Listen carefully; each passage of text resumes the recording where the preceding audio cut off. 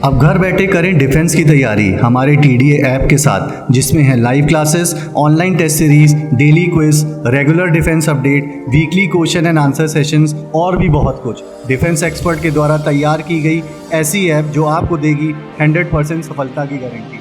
आज ही डाउनलोड करें। Welcome to त्रिशूल defence academy. I am BL Yadav. बच्चों, आज आप लोगों के लिए लेकर आया हूँ बहुत ही इम्पॉर्टेंट टॉपिक एमएनएस के लिए। जैसा कि आप लोग जानते होंगे कि इंग्लिश में जो बच्चे एमएनएस की तैयारी कर रहे हैं, यानी एमएनएस एस्पिरेंट्स जो हैं, उनको ये पता होना चाहिए। जिसे इंग्लिश की अगर बात आती है तो मैंने देखा है कि अक्सर बच्चे क्या करते हैं कि पेपर का पैटर्न यानी एग्ज़ाम ओरिएंटेड चीज़ों पर आपको फोकस करना है। बच्चों ध्यान रखिएगा, ऐसा नहीं जैसे मैं इंग्लिश की बात करूं तो ज़्यादातर बच्चे सोचते हैं कि अरे मैंने तो इंग्लिश बहुत पढ़ा है, एकेडमिक लेवल पर पढ़ा हुआ है। नाउन प्रोनाउन, ग्रामर की अगर हम बात करते हैं तो noun pronoun, adjective, adverb, preposition, conjunction, time and tense, conditional sentence. लेकिन यहाँ पर क्या है कि नाउन प्रोनाउन को ही पढ़ना है, लेकिन आपका क्वेश्चन किस तरह से आता है, आपकी एग्जाम में एग्जाम का पैटर्न क्या है, इस पर हम बात करेंगे। जैसे इंग्लिश की बात करें तो इंग्लिश में ग्रामर से अगर हम बात करें तो ग्रामर में का जो सेक्शन होता है उसमें स्पॉटिंग एरर होता है, जिसमें कॉमन एरर कहते हैं। दूसरा है फिल इन द ब्लैंक्स है, और तीसरा सेंटेंस इंप्रूवमेंट है। ये ग्रामर का सेक्शन होता है। इसके बाद आपका जो सेक्शन होता है वर्ड पावर का, वर्ड पावर में antonyms, synonyms, idioms and phrases and one word substitutions, ये होता है। इसके बाद आपका एक पैसेज होता है, उसके बाद होता है सेंटेंस अरेंजमेंट होता है। सेंटेंस अरेंजमेंट जिसको हम आप PQRS भी बोलते हैं, राइट। तो ये सब चीज़ें हैं। तो इसको कैसे आपको तैयार करना है, जैसे ग्रामर की अगर हम बात करें तो ज़्यादातर मैंने देखा है कि बच्चे जो तैयारी करते हैं वो नाउन प्रोनाउन से पढ़ना शुरू कर देते हैं, लेकिन आपको ऐसा नहीं करना है। आपको पहले तो ये देखना है कि पेपर का पैटर्न कहाँ से क्वेश्चन, किस टॉपिक से ज़्यादा क्वेश्चन पूछता है। सबसे पहले हमको उस पर एक ग्रिप बनानी है, ठीक है। फालतू चीज़ों को पढ़ना बंद कर दीजिए। जैसे अगर हम इंग्लिश की बात करें तो इंग्लिश में स्टार्टिंग जो मैं करूँगा बच्चों, यहाँ से करूँगा। स्टार्टिंग हम करेंगे subject verb agreement, right. Subject verb agreement से करते हैं, बड़ा बेसिक है, लेकिन यहाँ से क्वेश्चन आपके एग्जाम में जरूर पूछता है। सब्जेक्ट वर्ब एग्रीमेंट यानी सब्जेक्ट और वर्ब का एग्रीमेंट जो होता है। तो सब्जेक्ट जो होता है, अगर किसी स्टूडेंट से पूछिए तो सब्जेक्ट की डिफिनीशन तो तुरंत बोलेगा द पर्सन और thing that perform the action are called subject. जबकि आपको यहां पर यह जानना है कि सब्जेक्ट क्या हो सकता है। जैसे अगर हम एक सेंटेंस लिखे, हमने लिखा यहां पर, हमने लिखा इस तरह से सेंटेंस कि पुअर इज अनहैप्पी, या पुअर आर अनहैप्पी, या द पुअर इज अनहैप्पी, या द पुअर आर अनहैप्पी। ये चीजें हमने लिखा, ठीक है। अब यहां पर देखिए, अक्सर मैंने देखा है कि स्टूडेंट क्या करता है, सब्जेक्ट वर्ब एग्रीमेंट पढ़ लेता है, लेकिन वो सब्जेक्ट के बारे में नहीं जानता है कि सब्जेक्ट कब बनेगा, कब नहीं बनेगा। अब यहाँ पर आप देखेंगे तो हमने एक सेंटेंस को कई तरह से लिखा। हम इसको ऐसे भी लिख सकते हैं, the poor people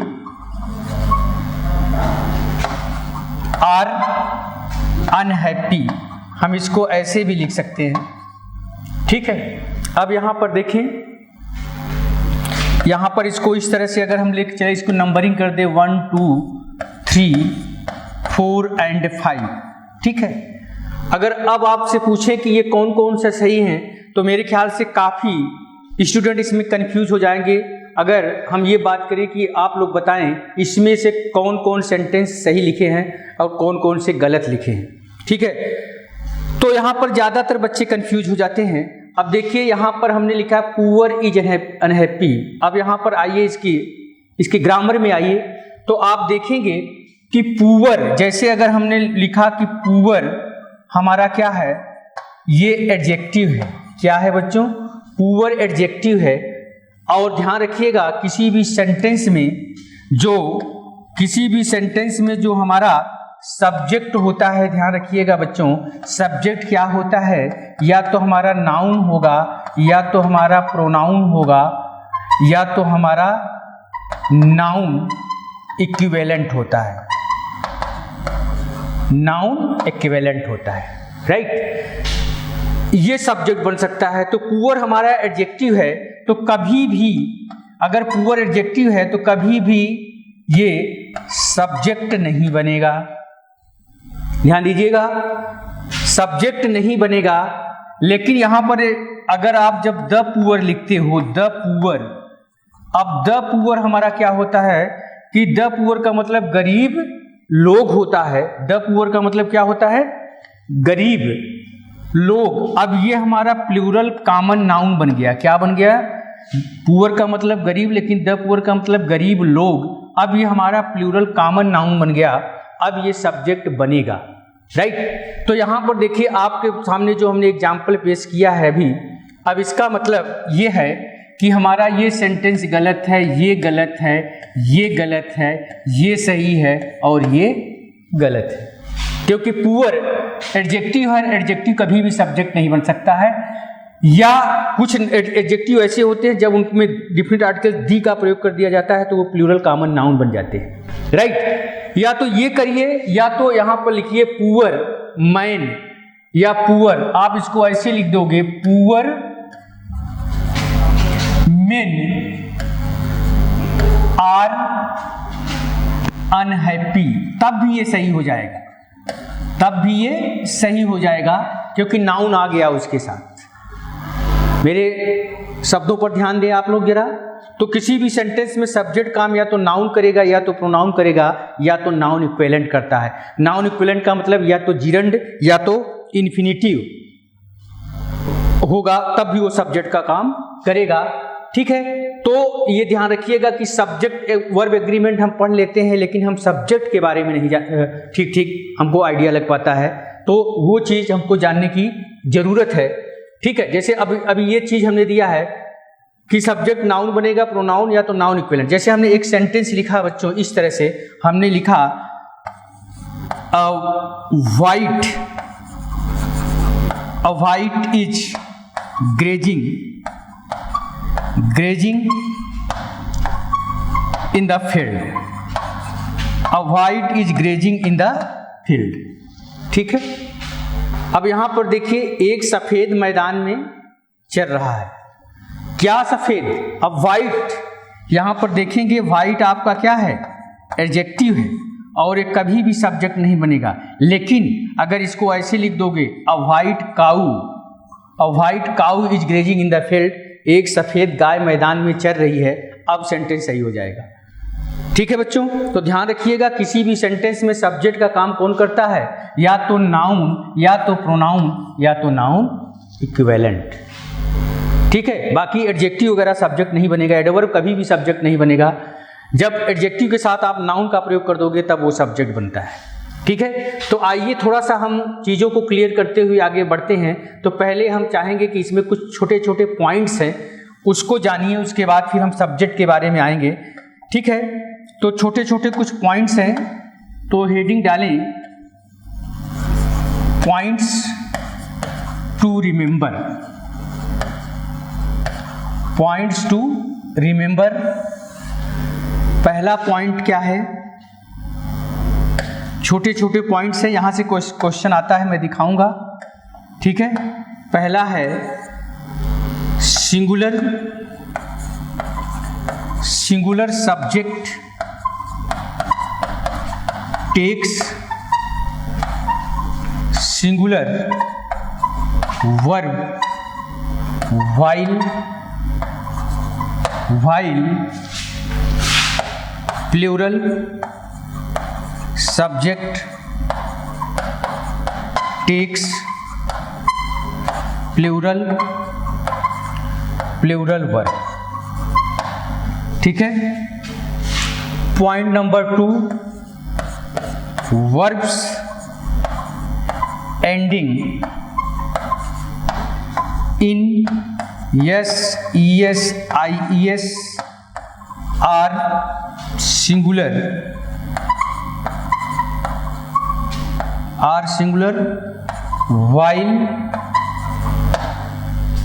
while nouns ending in yes, es, ies are plural. छोटे छोटे पॉइंट्स हैं, अभी हम इस पर दिखाएंगे कैसे आपके एग्जाम में क्वेश्चन इसी छोटे छोटे पॉइंट्स पर बनाए गए हैं। ठीक है। और ध्यान रखिएगा बच्चों, बेसिक को बहुत मजबूत करिए, क्योंकि बेसिक अगर आपका स्ट्रांग रहेगा, क्योंकि अक्सर एग्जाम में पेपर सेटर क्या करता है कि बेसिक पर क्वेश्चन ज़्यादा उठाता है। ठीक है। पॉइंट नंबर 3 क्या है?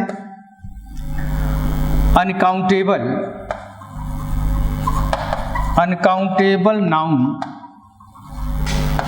Always takes singular verb. Uncountable noun always take singular verb. Number 4, subject word never comes after preposition।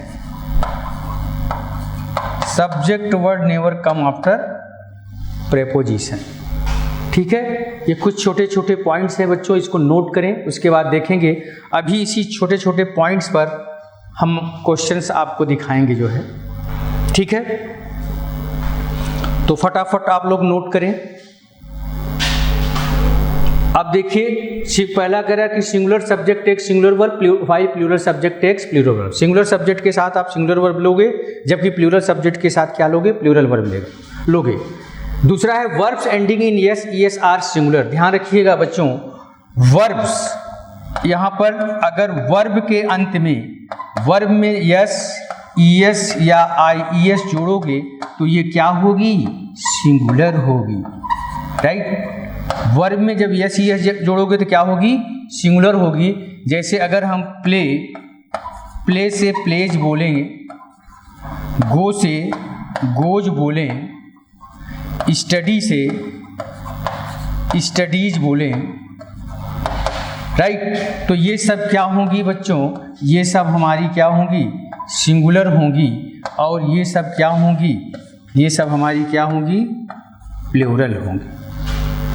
मेरे पॉइंट्स पर देखिए, ध्यान दीजिएगा थोड़ा सा।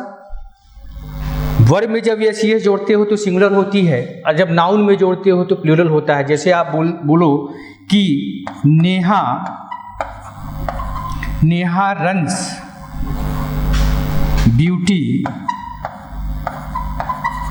Beauty parlour. Neha beauty parlour चलाती है। अब देखिए, नेहा सिंगुलर है, इसलिए ये भी क्या है? सिंगुलर है। बोलिए, अगर हम बोलें कि Neha and Nisha go to temple, तो यहाँ पर देखिए नेहा और निशा 2 हो गई, यानी ये प्लूरल हैं, तो वर्ब भी क्या है? प्लूरल है। लेकिन अगर हम ये बोलते कि रिया गोज टू स्कूल डेली, तो रिया यहाँ पर देखिए क्या है? सिंगुलर है, इसलिए ये भी क्या है? सिंगुलर है। तो ध्यान रखिएगा, वर्ब में जब यस ईएस जोड़ोगे तो क्या होती है? सिंगुलर होती है। ठीक है। मेरी बात समझ रहे हैं आप लोग?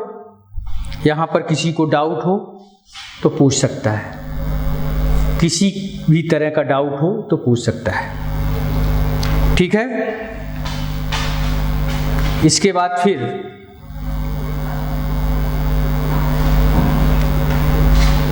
अब नाउन में क्या होगा बच्चों, थोड़ा सा देखिएगा। अगर आप नाउन में क्या जोड़ोगे, यस ईएस आई ईएस जोड़ोगे तो क्या होगा, प्लूरल हो जाएगा, राइट। जैसे बॉय से बॉयज, राइट, बॉय से बॉयज, मैंगो से मैंगोज, लेडी से लेडीज। अब यहाँ पर ये क्या है बच्चों, ये प्लूरल हैं, राइट। और ये सब क्या हैं, बोलिए, सिंगुलर है।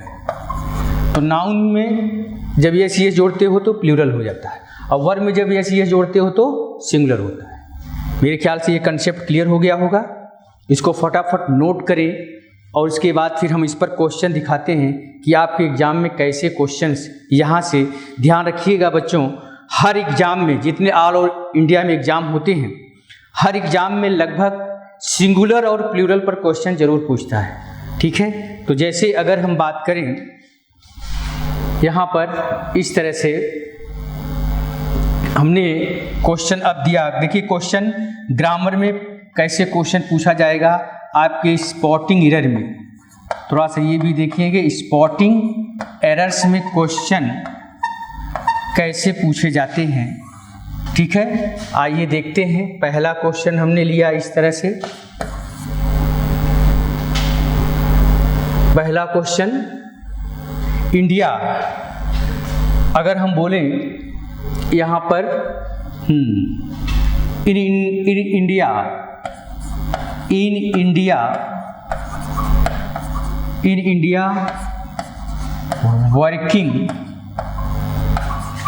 Working women lead a life of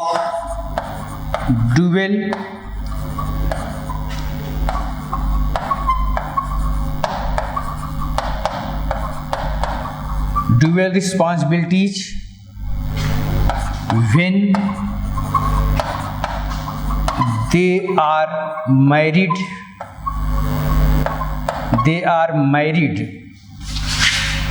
and have a family। इसके बाद है आपका no error. Option A, option B, option C and option D, ठीक है। इसके बाद है क्वेश्चन नंबर 2। क्वेश्चन नंबर 2 क्या है, द यूएस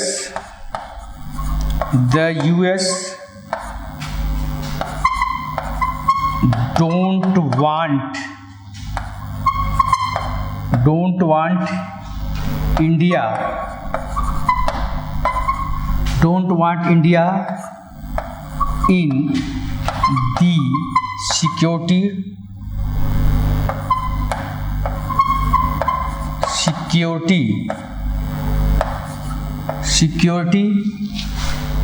काउंसिल। इसके बाद है no error. A, B, C and D, ये है। फटाफट क्वेश्चन नोट करते चले आप लोग। क्वेश्चन को नोट करें। नंबर 3 है, दी वाटर। नंबर 3 क्या है बच्चों, नंबर 3 है, the water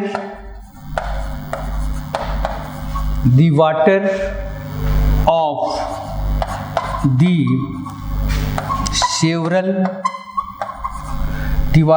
several countries, the water of the several rivers contain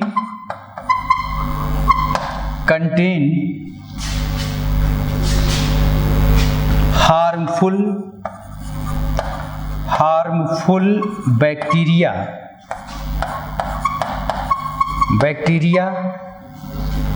10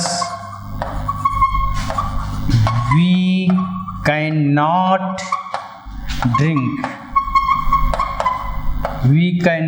drink it। इसके बाद है नो इट। ए है, बी है, सी है एंड डी, इस तरह से। ठीक है, तो देखिए ध्यान रखिएगा बच्चों, ऑप्शन इसमें दिया रहता है। ये स्पॉटिंग रेट में इस तरह से क्वेश्चन आते हैं। यहाँ से लेकर यहाँ तक ए ऑप्शन है, इसके बाद यहाँ से लेकर यहाँ तक बी ऑप्शन है, उसके बाद यहाँ से लेकर यहाँ तक आपका सी ऑप्शन है, उसके बाद डी ऑप्शन लिखा है, वो नो एरर लिखा है। ठीक है, अब पूरे सेंटेंस को आप पढ़ोगे, जिसमें आपको गलती नजर आ रही है उसमें आप टिक लगाओगे। अगर आपको लग रहा है कि सेंटेंस सही है तो आपको नो एरर में टिक लगाना पड़ेगा। ठीक है, ये ए बी सी डी इसमें 4 ऑप्शन दिए रहते हैं। ठीक है बच्चों, तो आइए देखते हैं। अब इसमें हम स्टार्ट करते हैं क्वेश्चंस को। पहला क्वेश्चन कह रहा है कि in India working women lead a life of dual responsibility when they are married and have a family. ये क्वेश्चन कह रहा है कि इन इंडिया, भारत में वर्किंग वुमेन, कामकाजी महिलाएं दोहरी जिम्मेदारियां निभाती हैं जब वे शादीशुदा होती हैं और उनका क्या होता है, परिवार होता है। राइट, उनका क्या होता है, परिवार होता है। तो यहाँ पर देखिए, in India working women lead a life of dual responsibility when they are married and have a family. Right, तो यहाँ पर देखिए इन इंडिया वर्किंग वीमेन। अब यहाँ पर देखिए, थोड़ा ध्यान दीजिएगा, ये क्वेश्चन आया हुआ है एग्जाम में। ठीक है, तो यहाँ पर आप लोग देखेंगे कि प्रोनाउन, इसके लिए जो वुमेन वर्ड यूज किया उसके लिए प्रोनाउन क्या यूज कर रहा है, दे, यानी प्लूरल प्रोनाउन यूज कर रहा है। यहाँ पर प्लूरल वर्ब यूज कर रहा है और यहाँ पर भी प्लूरल वर्ब यूज कर रहा है। राइट, तो इसका मतलब है कि ये कई महिलाओं की बात कर रहा है। अब देखिए हिंदी सुनिए इसका, ये कह रहा है कि इन इंडिया, भारत में कामकाजी महिलाएं, यानी एक महिला की बात नहीं कर रहा, बहुत सारी महिलाओं की बात कर रहा है कि भारत में कामकाजी महिलाएं दोहरी जिम्मेदारियां निभाती हैं जब वे शादीशुदा होती हैं, यानी कई की बात कर रहा है, जब वे शादीशुदा होती हैं और उनका परिवार होता है। राइट, तो यहाँ पर इन इंडिया वर्किंग वीमेन, अब यहाँ पर जब प्रोनाउन दे यूज कर रहा है, वर्ब आर यूज कर रहा है, हैव यूज कर रहा है, तो इन इंडिया वर्किंग वुमेन, तो इसको आपको प्लूरल बनाना पड़ेगा। यहाँ पर क्या करना पड़ेगा, वीमेन करना पड़ेगा। राइट, क्या करना पड़ेगा, प्लूरल। इसको आप प्लूरल कर दोगे। अब देखिए, जब आप ये प्लूरल कर दोगे तो ये भी प्लूरल है, ये भी सही हो गया, आगे ये भी प्लूरल है, आगे ये भी प्लूरल है और आगे ये भी प्लूरल है। यानी गलती कहाँ पर है, बी में है। इसको आप वुमेन का प्लूरल वीमेन आप कर देंगे, सब सही हो जाएगा। ठीक है बच्चों, तो इस तरह से क्वेश्चन आपके एग्जाम में पूछे जाते हैं। जैसे दूसरा क्वेश्चन देखिए क्या कह रहा है, the US don't want India in the security council. Right, अब देखिए यूएस का मतलब यूनाइटेड स्टेट। अब ये एक है, यूनाइटेड स्टेट क्या है, एक है, यानी ये क्या है, ये सिंगुलर है। जब ये सिंगुलर है तो singular subject take singular verb. तो यहाँ पर डोंट के स्थान पर बच्चों क्या होगा, डजंट होगा। क्या होगा, डजंट होगा, यानी बी ऑप्शन हमारा क्या है, गलत है। बोलिए भाई, किसी को डाउट हो तो पूछ लीजिए। ठीक है, the US doesn't want India in the security council. US का मतलब यूनाइटेड स्टेट एक है, इसलिए इसके साथ सिंगुलर आएगा, तो डोंट नहीं होगा, डजंट होगा। ठीक है, अब आइए क्वेश्चन नंबर 3। क्या कह रहा है, the water of the several river contain harmful bacteria, thus we can not drink it. अब यहां पर देखिए किस ऑप्शन में गलती हो सकती है, यहां पर ध्यान दीजिएगा। अब पहले तो सब्जेक्ट देखिए कहां पर, क्योंकि कभी कभी हम सब्जेक्ट नहीं पहचान पाते हैं। पहले हम उसको डिस्कस कर लें, फिर हम यहां पर आते हैं। तो ध्यान रखिएगा, सब्जेक्ट जो होता है वो कभी भी प्रेपोजिशन के बाद नहीं आता है। आफ्टर प्रेपोजिशन जो होगा वो सब्जेक्ट नहीं होगा। कैसे नहीं होगा, जैसे देखिए आप क्या बोलते हो, विथ आई बोलते हो कि विथ मी बोलते हो? तो देखिए विथ आपका प्रेपोजिशन है, प्रेपोजिशन के बाद जो भी नाउन या प्रोनाउन लिखा रहता है वो हमेशा किस केस में होना चाहिए? ऑब्जेक्टिव केस में होना चाहिए। जैसे अगर हम बोलें कि ही वेंट विथ आई या मी यस्टरडे, राइट? तो विथ प्रेपोजिशन है, ऐसे बहुत सारे एट, इन, ऑन, अपॉन, बहुत सारे प्रेपोजिशन है। उसके बाद हम क्या लेते हैं? ऑब्जेक्टिव केस लेते हैं, ठीक है। तो अभी जो हमने आपको एक पॉइंट दिया है बच्चों, थोड़ा सा उस पर गौर करें आप लोग। जो पॉइंट है वो ये था, पॉइंट दिया था कि subject word never comes after preposition. जो सब्जेक्ट वर्ड होता है यानी जिसके अकॉर्डिंग, सब्जेक्ट वर्ड का मतलब यहाँ पर ये है कि जिसके अकॉर्डिंग हम वर्ब का प्रयोग करते हैं, जो सब्जेक्ट वर्ड होता है वो कभी भी प्रेपोजिशन के बाद नहीं हो सकता है, क्योंकि प्रेपोजिशन के बाद तो जो भी आएगा नाउन या प्रोनाउन वो बेटा किस में हो जाएगा? ऑब्जेक्टिव केस में हो जाता है, ठीक है। जैसा कि अभी हमने आपको एग्जाम्पल दिया है, तो subject word never comes after preposition, ठीक है। तो यहाँ पर देखेंगे अभी क्लियर हो जाएगा ये कि मैं क्या कहना चाह रहा हूँ, ठीक है। तो subject word never comes after preposition, तो ये प्रीपोजिशन है, ये प्रीपोजिशन है, इसीलिए यहाँ पर ऑब्जेक्टिव केस रखा जाता है। सब्जेक्टिव केस का प्रयोग गलत माना जाता है। जैसे अगर आपने बोला ही लाफ्ड एट मी या सी लाफ्ड एट मी, अब देखिए एट क्या है? प्रीपोजिशन है, तो ये क्या है? Objective case. मेरी बात समझ रहे हैं आप लोग? किसी को डाउट हो तो बेटा पूछ सकते हो। तो प्रेपोजिशन के बाद ऑब्जेक्टिव केस होता है, ध्यान रखिएगा। Preposition word, subject word never comes after preposition, right. जैसे अगर हमने बोला, यहां पर एग्जांपल दिया, the rules of this book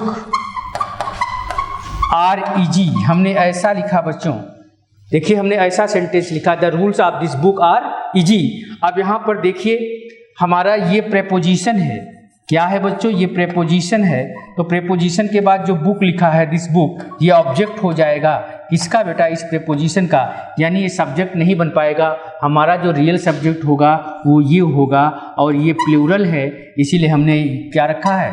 plural verb रखा है, क्योंकि subject word never comes after preposition. जो सब्जेक्ट वर्ड होता है वो कभी भी प्रेपोजिशन के बाद नहीं हो सकता, क्योंकि प्रेपोजिशन के बाद जो चीज़ें होती हैं, ध्यान रखिएगा, इसको आप एक कंसेप्ट के द्वारा क्लियर कर लीजिए इस तरह से कि प्रेपोजिशन के बाद, इसको थोड़ा सा नोट इस तरह से करेंगे आप लोग। प्रेपोजिशन के बाद ध्यान रखिएगा, प्रेपोजिशन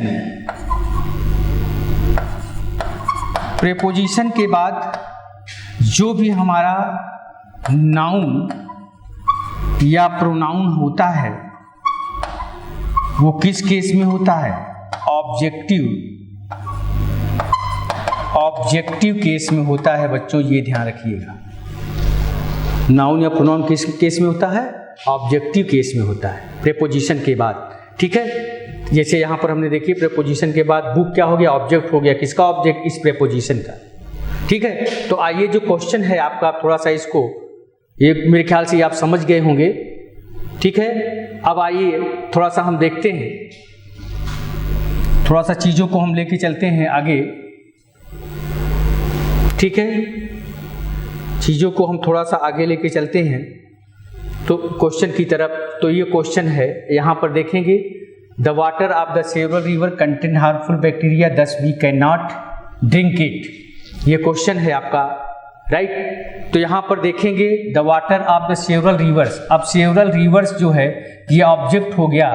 किसका ऑब्जेक्ट बेटा? इस प्रेपोजिशन का। तो हमारा जो रियल सब्जेक्ट होगा वो वाटर होगा बच्चों। क्या होगा? वाटर। और वाटर हमारा अनकाउंटेबल नाउन है, इसलिए हमारा बी ऑप्शन गलत है। यहाँ पर कंटेन के स्थान पर बच्चों क्या होगा? कंटेन्स होगा। बोलिए, क्योंकि वाटर अनकाउंटेबल नाउन है और जितने भी अनकाउंटेबल नाउन होते हैं वो दे ऑलवेज टेक क्या? Singular verb. वो हमेशा क्या लेते हैं, सिंगुलर वर्ब लेते हैं। तो वाटर आपका अनकाउंटेबल नाउन है तो ये सिंगुलर वर्ब लेगा, और जब वर्ब में हम यस यस जोड़ते हैं तब वो सिंगुलर होती है। तो क्या होगा, the water of the several river contains होना चाहिए यहाँ पर, यानी बी ऑप्शन हमारा गलत है, यहाँ पर क्या होगा, कंटेन्स होगा। ठीक है, तो इस तरह से चीज़ों को आपको क्या करना पड़ेगा, समझने की जरूरत होगी। ये बहुत बेसिक से मैं लेके चल रहा हूँ बच्चों, ध्यान रखिएगा, यहीं से क्वेश्चन आपके एग्जाम में अराइज होना शुरू होता है। ठीक है, अक्सर स्टूडेंट में मैंने देखा है कि वो डायरेक्ट नाउन या प्रोनाउन से पढ़ना शुरू कर देता है, लेकिन ऐसा नहीं करना है, क्योंकि पेपर सेटर हमेशा और हमेशा बेसिक से क्वेश्चन उठाता है। ठीक है, जैसे एक दो क्वेश्चंस मैं और ले रहा हूँ, एक दो क्वेश्चन हम और ले रहा हूँ, देखिएगा आप लोग। क्वेश्चन क्या है, number 4, the introduction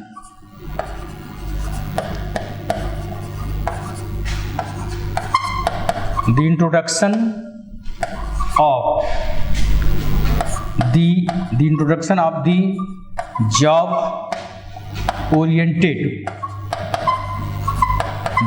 oriented courses,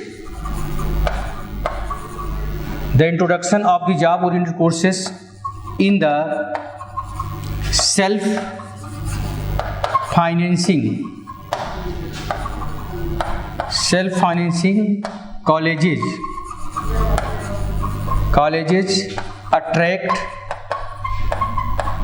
attract many students, attracts many students, इसके बाद नो इधर। ठीक है, option A, option B, option C and option D. ठीक है, अब देखिए ये भी क्वेश्चन एग्जाम्स में पूछा गया है, बहुत ही अच्छा क्वेश्चन है। ठीक है, नंबर 5 क्या है, द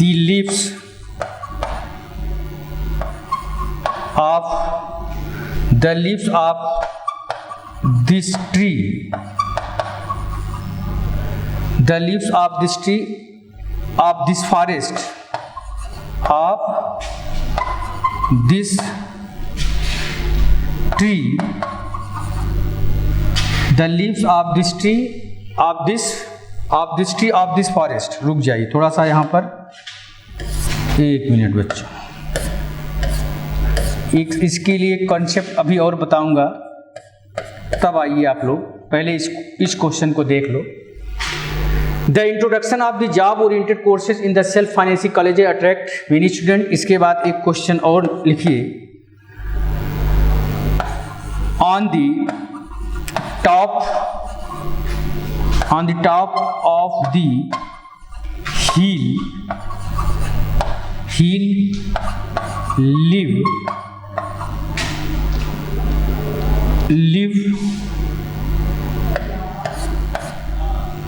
live a hermit,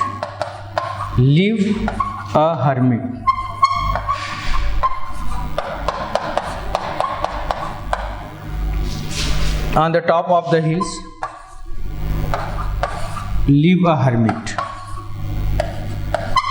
ठीक है, फटाफट ये 2 क्वेश्चंस फटाफट देखें आप लोग, उसके बाद फिर मैं डिस्कस करता हूं। ठीक है, तो यहाँ पर देखिए क्वेश्चन नंबर 4 क्या कह रहा है, the introduction of the job oriented courses in the self financing colleges attract many student.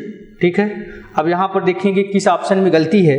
तो यहाँ पर आप लोग देखें, इसमें क्या कह रहा है कि ये ऑफ आपका प्रेपोजिशन है, प्रेपोजिशन के बाद जॉब ओरिएंटेड कोर्सेज ये हमारा सब्जेक्ट नहीं बन पाएगा, क्योंकि प्रेपोजिशन के बाद आ रहा है। इसके बाद इन हमारा क्या है बच्चों, यहाँ पर इन भी प्रेपोजिशन है, तो प्रेपोजिशन के बाद सेल्फ फाइनेंसिंग कॉलेजेज ये हमारा क्या होगा, ऑब्जेक्ट होगा। किसका, इस प्रेपोजिशन का, सब्जेक्ट नहीं बन पाएगा। इसका मतलब जो हमारा रियल सब्जेक्ट है, जिसके अकॉर्डिंग हमको वर्ब का प्रयोग करना है, वो क्या है, इंट्रोडक्शन है। क्या है, इंट्रोडक्शन है, और ये सिंगुलर है। इसीलिए बच्चों यहाँ पर जो अट्रैक्ट लिखा है, अट्रैक्ट के स्थान पर क्या होना चाहिए, अट्रैक्ट्स होना चाहिए, अट्रैक्ट्स होगा, ATTRACTS है, राइट। अट्रैक्ट में यस जुड़ेगा क्योंकि ये सिंगुलर है, इसलिए ये भी क्या होगा, सिंगुलर होगा। मेरे ख्याल से चीज़ें क्लियर हो रही होंगी, किसी को डाउट? ठीक है। इसके बाद आइए क्वेश्चन नंबर 5। क्वेश्चन नंबर 5 आपके एग्जाम में पूछा गया क्वेश्चन है, on the top of the hill live a hermit, right. बहुत ही अच्छा क्वेश्चन है। अब यहाँ पर देखिए, ऑन हमारा क्या है बच्चों, प्रेपोजिशन है। ऑन हमारा क्या है, प्रेपोजिशन है। तो प्रेपोजिशन के बाद जो भी नाउन या प्रोनाउन होता है वो ऑब्जेक्टिव केस में होता है। किसका ऑब्जेक्ट माना जाता है, इस प्रेपोजिशन का। इसी तरह आप हमारा क्या है बच्चों, ये प्रेपोजिशन है। प्रेपोजिशन के बाद नाउन या प्रोनाउन क्या हो जाता है, ऑब्जेक्ट हो जाता है। किसका ऑब्जेक्ट होता है, इस प्रेपोजिशन का। इसके बाद लिव, लिव हमारी क्या है, ये वर्ब है। उसके बाद दिया है अ हर्मिट, राइट। तो यहाँ पर देखेंगे आप लोग, रियल सब्जेक्ट हमारा यही है। अब ये देखिए क्या है, सिंगुलर है, तो सिंगुलर सब्जेक्ट एक सिंगुलर वर्ब, यहाँ पर लिव के स्थान पर क्या होगा, लिव्स होना चाहिए, यानी सी ऑप्शन हमारा क्या था, गलत था। बोलिए, कोई ज़रूरी नहीं है, जैसा कि आपने इंग्लिश का स्ट्रक्चर पढ़ा होगा तो आप लोग ऐसे पढ़ते हैं, सब्जेक्ट होता है, वर्ब होता है, उसके बाद ऑब्जेक्ट होता है। लेकिन कोई ज़रूरी नहीं है, हमारा सेंटेंस बीच में भी हो सकता है और अंत में भी हो सकता है, ठीक है। जैसा कि आपने देखा है इस सेंटेंस में आपको दिख रहा है। तो मेरे कहने का मतलब कि बेसिक को आपको इस तरह से तैयार करना है। ये नहीं कि आप डायरेक्ट नाउन प्रोनाउन की डिफिनीशन रटना शुरू कर देते हैं और बाद में पता चला कि जब आप एग्जाम देने जाते हैं तो क्वेश्चन उस तरह का नहीं मिलता है, ठीक है। तो इसको फटाफट नोट करें, उसके बाद फिर हम आगे बढ़ते हैं, ठीक है। इसके बाद हम आगे बढ़ते हैं। नेक्स्ट कंसेप्ट क्या है बच्चों, थोड़ा सा उसको भी देखिए। इसमें हेडिंग डालेंगे आप लोग पहले, many and much. Many and much का क्या कंसेप्ट होता है, थोड़ा सा इसको देखिए। तो ध्यान रखिएगा बच्चों, जो मेनी होता है वो हमेशा किसके साथ आता है, काउंटेबल नाउन के साथ, राइट। और जो मच होता है वो किसके साथ आता है, हमेशा और हमेशा अनकाउंटेबल नाउन के साथ। जैसे अगर आप बोलोगे, मेनी बोलोगे तो बॉयज बोलोगे, राइट, सही है। मेनी बोलोगे तो वाटर बोलोगे, गलत हो जाएगा। बोलिए, लेकिन मच बोलोगे तो क्या होगा, मच हम बोलोगे तो मच वाटर आपका सही हो जाएगा। क्यों, क्योंकि ये अनकाउंटेबल नाउन है। और मच, बोलिए मच, आपने बोला मच बुक्स, अब ये भी क्या है, गलत है।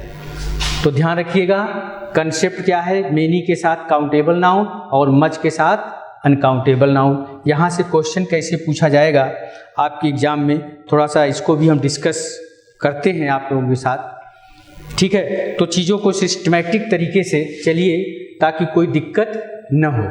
तो मेनी के साथ काउंटेबल नाउन और मच के साथ अनकाउंटेबल नाउन कैसे आपके एग्जाम में स्पॉटिंग एरर में कैसे क्वेश्चन पूछा जाएगा, स्पॉटिंग एरर्स, इसको भी थोड़ा सा देखें आप लोग। स्पॉटिंग एरर्स में कैसे क्वेश्चन पूछा जाएगा, जैसे हमने बोला, पहला क्वेश्चन हमने लिया, much water have flowed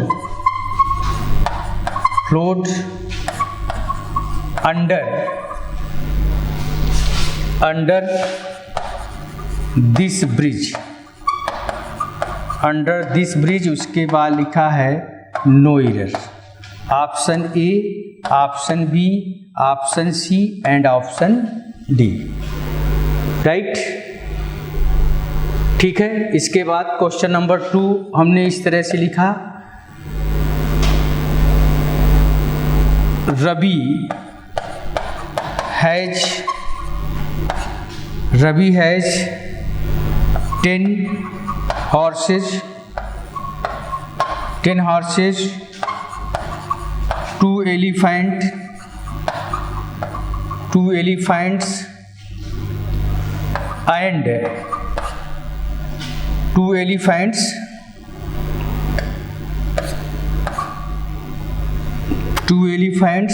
and as much as 50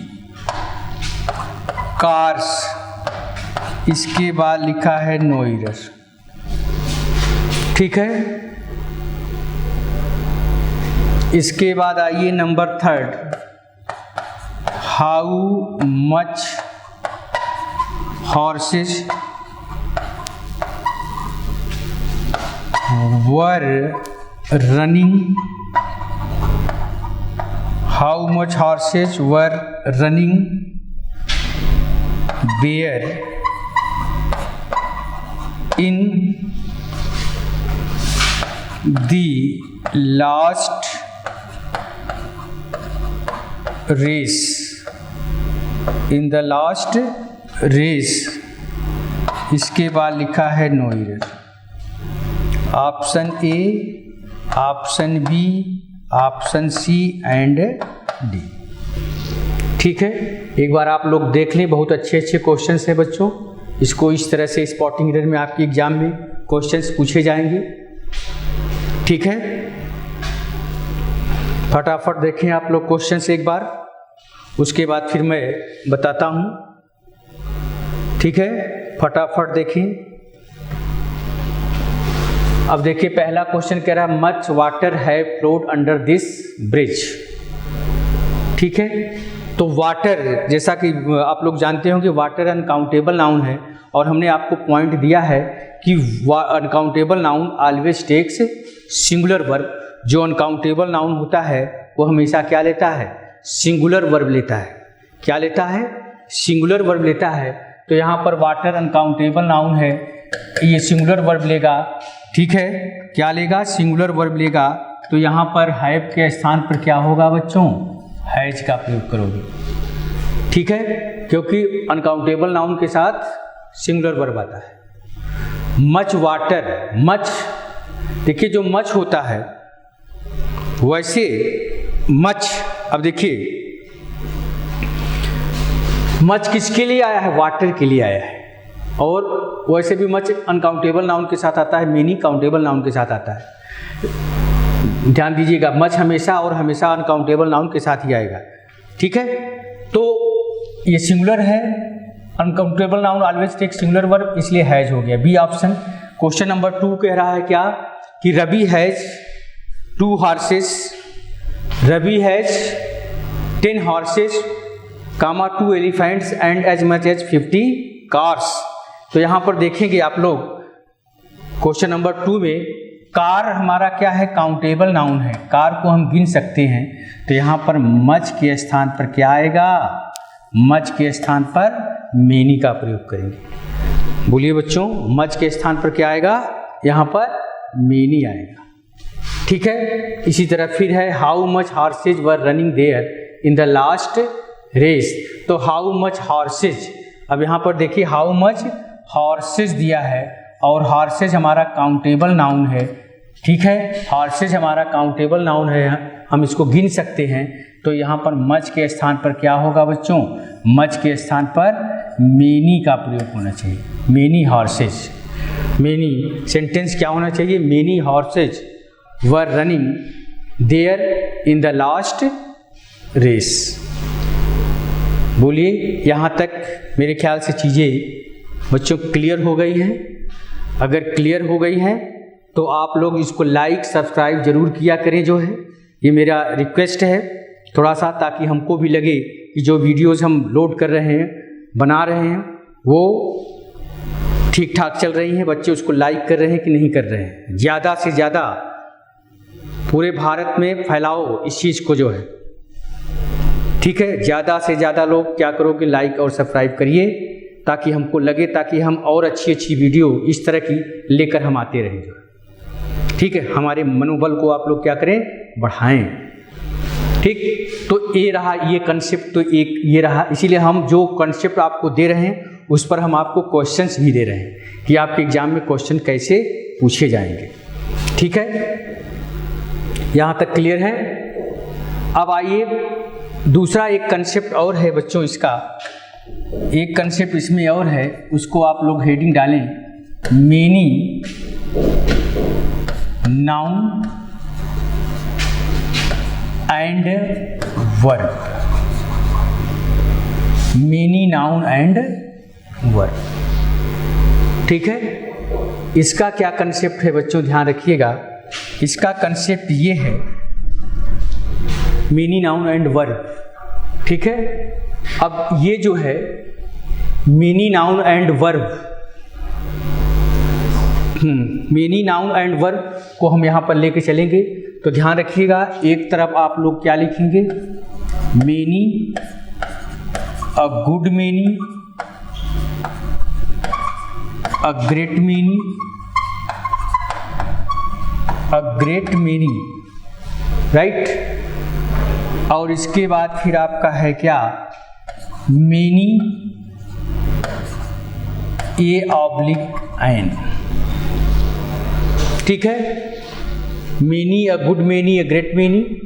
उसके बाद दूसरा कंसेप्ट है मेनी ए ऑब्लिक एन, ठीक है। तो ध्यान रखिएगा, इसका कंसेप्ट क्या होता है बच्चों, इसका कंसेप्ट ये होता है, they always take plural noun and plural verb. ये क्या लेते हैं, मेनी के बाद या अ गुड मेनी के बाद या अ ग्रेट मेनी के बाद हमारा नाउन भी प्लूरल होगा और वर्ब भी प्लूरल होगा। जैसे अगर हम बोले, यहाँ पर हमने बोला कि many students have asked this question, right.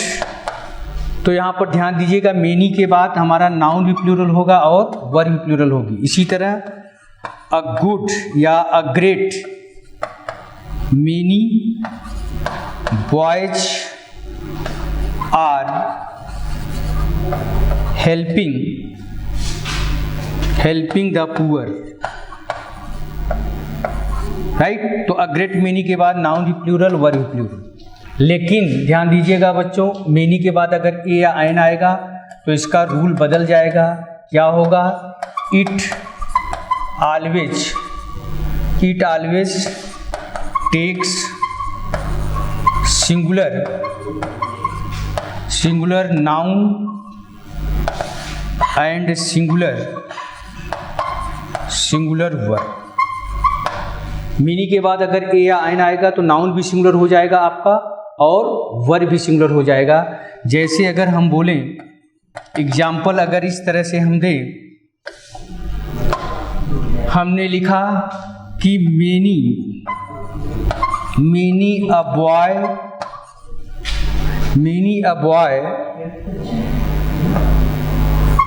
Has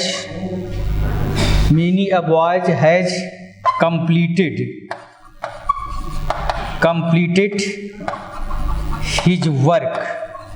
तो ध्यान दीजिएगा, मेनी के बाद जब ए आएगा तो नाउन भी सिंगुलर होगा और वर्ब भी सिंगुलर होगा। ये ध्यान रखिएगा बच्चों, मेनी के बाद अगर ए या एन आएगा तो नाउन भी सिंगुलर होगा और वर्ब भी सिंगुलर होगा, ठीक है। जैसे यहाँ पर एक एग्जाम्पल हम और लेना चाहेंगे। दूसरा एग्जाम्पल हमने दिया कि मेनी एन, दूसरा example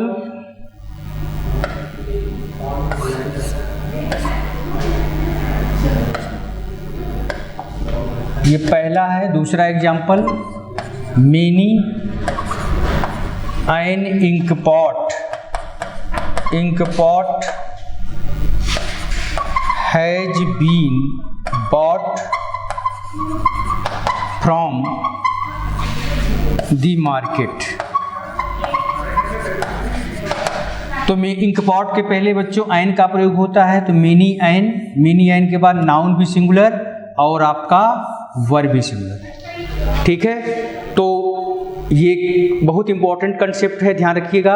many, a good many, a great many का मतलब बहुत सारा होता है, लेकिन अगर मेनी के बाद ए या एन लगा दोगे तो नाउन भी सिंगुलर होगा और वर्ब भी सिंगुलर होगा। तो मेनी के बाद जब ए या एन आता है तो इसका मतलब होता है बहुत में से एक का सेंस देने लगता है। ठीक है, तो इस पर बहुत सारे क्वेश्चन आपके एग्जाम में पूछे जाते हैं बच्चों, ध्यान रखिएगा। ये क्वेश्चंस हम नेक्स्ट वीडियो में लेकर आएंगे। ठीक है, ये ध्यान रखिएगा। ठीक है, तो आज हम यहीं तक रखेंगे। जय हिंद। अब घर बैठे करें डिफेंस की तैयारी हमारे TDA ऐप के साथ, जिसमें है live classes, online test series, daily quiz, regular defence update, weekly question and answer sessions और भी बहुत कुछ। डिफेंस एक्सपर्ट के द्वारा तैयार की गई ऐसी ऐप जो आपको देगी 100% सफलता की गारंटी। आज ही डाउनलोड करें।